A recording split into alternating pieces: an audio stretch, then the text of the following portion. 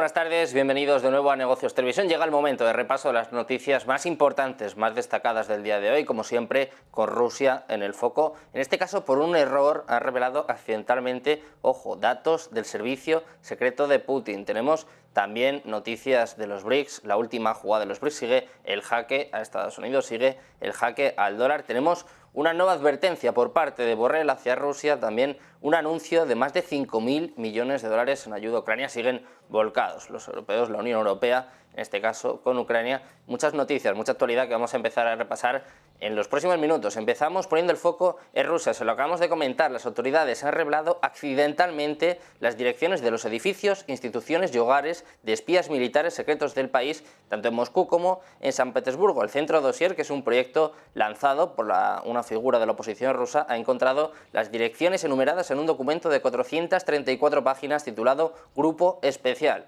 Un documento que además ha sido publicado en el Ayuntamiento de Moscú. Este documento enumera propiedades donde no debe haber apagones. La lista incluye una variedad de instalaciones gubernamentales ultrasecretas, casas pertenecientes a oficiales del GRU, de básicamente las Fuerzas Armadas rusas, y también al servicio secreto del presidente Vladimir Putin, además de un depósito de municiones y más información clasificada. El documento ha sido firmado por el jefe del Departamento de Vivienda y Servicios Comunes, también por el director de una de las instituciones más importantes de Rusia, y además ha sido aprobado por el propio alcalde de Moscú. Ojo al error de estos funcionarios, al error de Rusia, que puede traer consecuencias. Precisamente, seguimos hablando de Rusia, en este caso no se creen, no se tragan el paso atrás de Estados Unidos. Ha dicho en el día de hoy que la decisión del Congreso de Estados Unidos de aprobar un proyecto de ley de financiación provisional que omitía la ayuda a Kiev no indica, ni mucho menos, que el apoyo multimillonario de Washington vaya a cesar a corto plazo. De hecho, el propio viceministro ruso de Asuntos Exteriores, Sergei Ryabkov,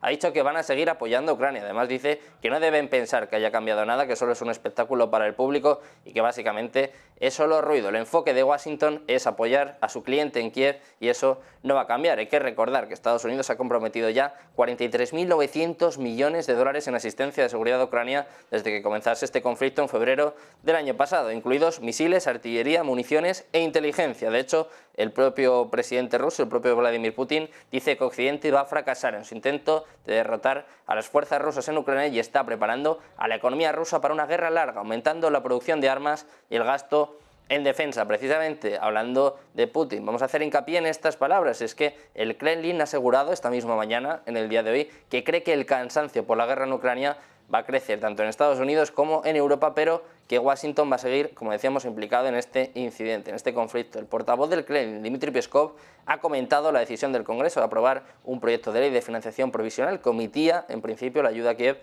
y dice que Rusia prevé que la fatiga bélica en Occidente va a llevar a una fragmentación de la opinión sobre el conflicto ucraniano. Precisamente, vamos a seguir hablando en este caso de la Unión Europea. Vamos a hablar del alto representante de política exterior de la Unión Europea, un Josep Borrell, que hoy, junto a otros 27 ministros de Exteriores de la Unión Europea, han llegado a la ciudad de Kiev para celebrar una reunión histórica. Ha sido la primera fuera de territorio de la Unión Europea y en un país en guerra. Con esta convocatoria, Josep Borrell ha lanzado un mensaje bastante evidente y además en dos direcciones. Uno hacia adentro para intentar contrarrestar la narrativa rusa en Bruselas, diciendo que si Rusia gana la guerra, la Unión Europea está en peligro, y la otra hacia el mismo corazón de Moscú. Ha dicho que van a apoyar a Ucrania al margen de lo que suceda en el campo de batalla. Estas han sido las palabras de Josep Borrell. I propose a new bilateral multi-annual envelope under the European Peace Facility of up to 5 billion for the next year in singular. More will come. And I hope that we can reach an agreement before the end of the year, when we have to agree, member states have to agree on the review of the multi-annual financial framework. We continue training Ukrainian soldiers. The target today is to train 40,000 in the coming months. El presidente ucraniano Volodymyr Zelensky hoy pedía más ayuda por parte de la Unión Europea. Decía que la guerra se va a dilatar en el caso de que la Unión Europea no le apoye. Josep Borrell ha querido tranquilizarle y, aparte de decir que su apoyo va a ser inquebrantable, lo ha demostrado anunciando 5.000 millones de euros más en ayudas a Ucrania. Esta cita ha contado, como decíamos, con la participación de Zelensky. Además, llega en un momento en el que empiezan a abrirse algunas grietas, como vaticinaban desde Moscú, por la reticencia de algunos países como Polonia, Hungría o Eslovaquia. Vamos a ir a otro país que también está en el ajo, también está en el foco del conflicto. Hablamos de Lituania, y es que el ministro de Asuntos Exteriores lituano ha dicho que la Unión Europea se enfrenta a una coyuntura crítica después de que los cambios políticos de Estados Unidos y Eslovaquia amenacen con el apoyo unilateral tanto de la Unión Europea como de la OTAN a Ucrania en medio de este conflicto. Hay funcionarios de la Unión Europea, de los 27 Estados miembros que se han reunido hoy mismo en Kiev, que están enviando un mensaje claro de que Europa está con Ucrania. Sin embargo, el sábado los legisladores estadounidenses decidieron no incluir una solicitud de ayuda de 6.000 millones de dólares para Ucrania en un proyecto de ley provisional diseñado para evitar un cierre del gobierno de Lituania. Nos vamos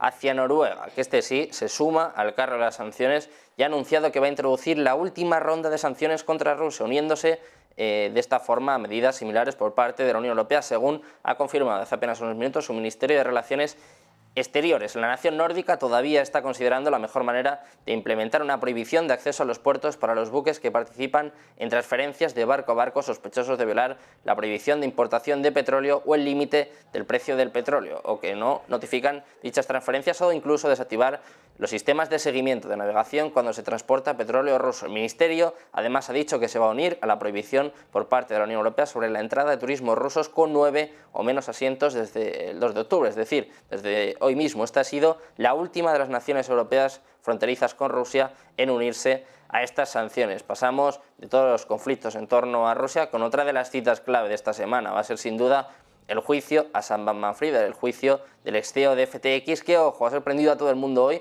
porque precisamente el hombre que está escribiendo su biografía, Michael Lewis, ha confesado que en algún momento el propio Bankman-Fried llegó a plantearse pagar 5.000 millones de dólares a Donald Trump para que no se presentase a la carrera presidencial de los Estados Unidos. Esto es lo que está confirmando el escritor, el propio Michael Lewis, que está revelando algunos hechos impopulares sobre el fundador de FTX. De hecho, apunta a que llegó a plantearse pagar 5.000 millones, pero llegó a plantearse también algunas dudas. Primero investigó sobre la posible rentabilidad de llevar a cabo esta operación, luego también quería saber cuánto dinero sería suficiente para comprar a Donald Trump y, por otra parte, por último, también reflexionó sobre la legalidad de este pago. No le viene mal, desde luego, sopesar, plantearse un poco la legalidad de las cosas cuando se enfrenta esta semana a un juicio que puede llevarle a una condena de hasta 100 años. Y terminamos hablando de los BRICS. Los BRICS siguen desafiando al dólar, siguen desafiando a Estados Unidos, y ojo porque les vamos a contar los 3 motivos, los 3 ejes de cara a 2030. Después de la incorporación de 6 nuevos países al bloque de los BRICS,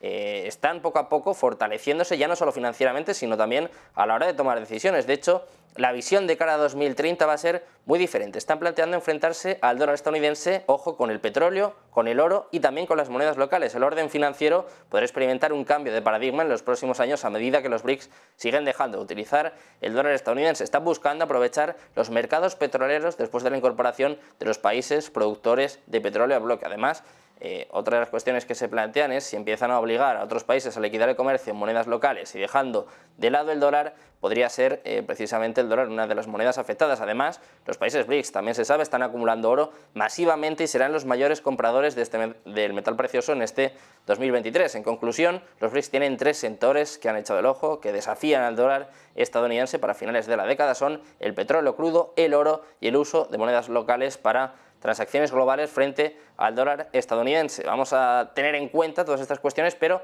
vamos a entrar también en materia económica. Vamos a hablar de la última predicción de Goldman Sachs, que está lanzando avisos a China en el mercado. La demanda de petróleo, cobre y metales básicos está en auge y Javier Luengo nos trae todos los detalles. Sí, ¿qué tal? Sobre el mercado, sobre China, ha hablado en las últimas horas Goldman Sachs y dice que la demanda de petróleo, que la demanda de cobre, que la demanda de otros metales como el aluminio está en auge simplemente por el impulso que va a tener ese gigante asiático en lo que viene a pesar de esos números macro que de momento dan cuenta de cierta ralentización económica y proyecciones del Banco Mundial, en el que también habla de un retroceso en el crecimiento económico pronosticado para Pekín. De momento, Goldman Sachs dice que la demanda de cobre en China ha aumentado un 8% interanual. Si fijamos el ojo en otras materias primas como el crudo, como el petróleo o como el aluminio, las subidas del 7-6% respectivamente, y que por el sector inmobiliario se todavía lucha por recuperarse, pero que a pesar de todo la economía está mostrando una fuerza significativa en lo que va de año, lo que da lugar a un aumento de la demanda de metales relacionados con la transición energética, como es este caso el cobre. Los economistas de Goldman lo que atribuyen es esta fiebre del cobre verde en China en gran medida a las instalaciones solares terrestres, a desplegar esa energía solar, esa energía renovable que hasta ahora ha alcanzado el nivel de todos los años anteriores en su conjunto. Este cobre verde se demanda un 71% más que durante todo el año pasado. La recuperación de la manufactura impulsa la demanda de otros metales, en este caso más básicos como el aluminio, y el petróleo vive también cierto auge, cierta demanda en auge en el gigante asiático, dando cuenta de una rápida recuperación en sectores de servicios intensivos, aquí sobre todo el transporte, auspiciado por una movilidad interna récord y por datos de vuelos nacionales. Los comerciantes en este momento, para el mercado chino, lo que ven y por materias primas es la mejor apuesta por lo que pueda venir. Seguimos repasando toda la actualidad, nos centramos en materia económica en un día en el que ha hablado el presidente de la Reserva Federal. Hemos conocido datos importantes, PMI manufacturero, muchas declaraciones de miembros de la FED, muchos detalles que nos trae ya nuestro compañero Javier del Valle. Efectivamente, Sergio, muy buenas noches. Ponemos la mirada en lo que está ocurriendo hoy. Si tuviésemos que definir la noticia del día, es el movimiento que estamos viendo en los rendimientos de los bonos estadounidenses. Hoy el rendimiento a 10 años alcanzaba un nuevo máximo, ya está por encima del 4,65%, niveles que se veían y que comentábamos, de hecho, durante esta mañana, ya incluso podemos ver hasta el 4,67%, y mientras tanto el mercado de bonos sigue sufriendo. A medida que los rendimientos siguen subiendo, esas duraciones siguen perdiendo precio. Los mercados que por supuesto ya están en el mercado secundario caen de precio. Estamos viendo a lo mejor un ETF como puede ser el TLT caer fuertemente en las últimas semanas y hacer un nuevo mínimo. Los que van a sufrir también son los estudiantes, ya que octubre reanuda los pagos que ya veníamos comentándoles desde hace tiempo, los pagos de la deuda estudiantil. Muchos, en concreto son 40 millones de estadounidenses, se enfrentan a volver a pagar las facturas sobre estas deudas, facturas que se habían ahorrado o que por lo menos estaban pausadas desde la pandemia, desde 2020, cuando se permitió que se pausasen los pagos de estos préstamos. Si se fijan, ha habido una encuesta que elaboró Jefferies sobre 630 consumidores estadounidenses, les preguntaban, ¿van a desplazar hacia el futuro, van a postergar esas compras debido a esas grandes compras que tenían pensado hacer debido a los pagos que están volviendo a restablecerse? Y el 70% responde que sí. También vemos que el 70% responde también que va a intentar comprar en sitios con mejores descuentos y mejores precios. Así que unos estudiantes que se enfrentan ahora, están en jaque y se enfrentan a un mes bastante complicado donde será clave ver cómo aguanta el consumo. Mientras tanto, también hoy hemos conocido las palabras de Jerome Powell, quien tiene un ambicioso sueño con el empleo estadounidense. De hecho, el presidente de la Reserva Federal no era una reunión del FOMC, sino que participaba en una mesa redonda con trabajadores y propietarios de pequeñas empresas. Powell ha advertido en esta mesa redonda que la economía de Estados Unidos todavía está lidiando con las secuelas de la pandemia y hace referencia pues a la escasez de mano de obra en el sector de atención sanitaria, dificultades de acceso al cuidado infantil y otros problemas agravados con la crisis sanitaria. No hizo comentarios sobre la política monetaria, pero sí que destaca algunas cosas. Entre ellos dice que la Reserva Federal está centrada en que la economía esté saludable, algo que sorprende porque hasta ahora Powell se había centrado única y exclusivamente en la inflación y, por supuesto, en el empleo, que tampoco es, a pesar de que es su segundo mandato, tampoco le prestaban mucha atención en anteriores reuniones. Parecía que todo estaba puesto en la inflación. Sorprende que ahora la FED comente, obviamente también hay que entender el contexto, era una mesa redonda entre pequeñas empresas y líderes comunitarios, por lo que es normal que hablen de economía, y ahí Powell ha mostrado su apoyo hacia una economía saludable. También ha dicho que la ambición de la Reserva Federal es conseguir un mercado laboral fuerte y sostenido, pero las acciones que están tomando no van hacia ese camino. De hecho, a medida que siguen endureciendo la política monetaria, se siguen generando dificultades para las empresas para que mantengan a esos empleados. De hecho, hoy, incluso miembros de la propia Reserva Federal, como Michelle Bowman, han dicho, incluso con la subida de los tipos de interés del mercado de bonos, que probablemente sería apropiado subir otra subida más. Así que siguen poniendo presión incluso al mercado de bonos a pesar de la subida que ya llevan. Michael Barr, que acaba de hablar, dice también que ve mayores probabilidades de un aterrizaje suave que antes. Y por último, en clave económica, lo más importante de hoy, el sufrimiento en el mercado de bonos estadounidenses, que marca un nuevo hito nunca visto. Les hemos dicho el rendimiento que sube hasta el 4,65-66% en el día de hoy, marca un nuevo máximo, máximos que no se veían desde el 2007. El mercado de bonos en esos tramos sigue sufriendo porque los precios de esos bonos bajan y ya serían 3 años consecutivos con retornos negativos. Si 2023 termina el año negativo para el mercado de bonos, a 10 años en este caso, será un hito histórico. Nunca ha habido 3 años consecutivos de bajadas en este mercado. Así que sigue sufriendo, esto sigue poniendo presión a las valoraciones y, por supuesto, a Wall Street a medida que los intereses incrementan y a medida que, por ejemplo, Jamie Dimon decía que podíamos ver hasta el 7%. Veremos si eso llega a ocurrir. Despedimos en el día de hoy las noticias del día y enseguida el nuevo programa de Daniel Lacalle.